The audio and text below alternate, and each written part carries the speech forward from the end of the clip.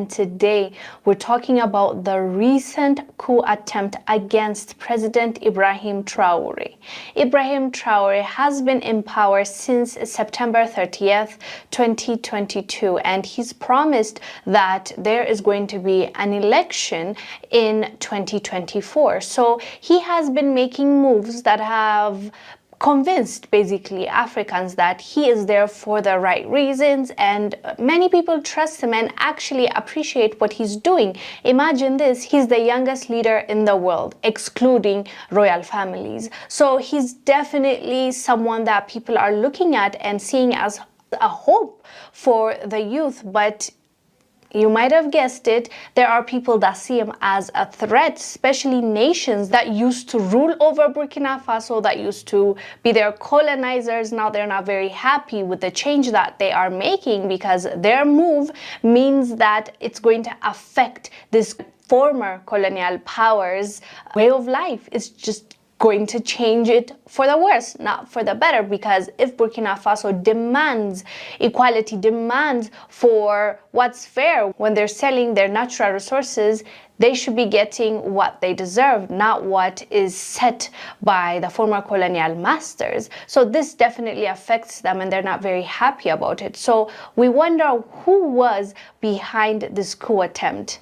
According to Burkina Faso, investigators received a tip-off about, quote, soldiers and former soldiers working in intelligence who are scouting out the homes and other locations used by key figures in the junta, including Captain Ibrahim Traoré. Their goal was, quote, to destabilize the transition, it said, referring to a term used to describe interim military rule before promised election.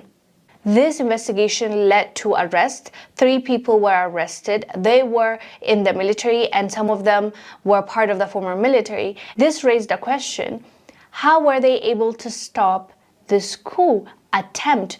This tells you that there are people in that camp that believe that Ibrahim Traoré is doing more of a positive thing to the country than a negative, so they snitched on them. Or it just can't be everyone agreed on a certain thing. If someone went against those people that were trying to overthrow Ibrahim Traoré, it tells you that at the very least, not everyone agrees on their ideology. And we're glad actually that this coup attempt was not successful, because from everything that we have seen thus far, by uniting with Mali, Ibrahim Traoré showed us that he wants unity by what he's promising the youth, by stopping the sale of raw materials, and by him putting aside a system that will help them fix those raw materials in order for them to sell goods and get more money to fix Burkina Faso, by him working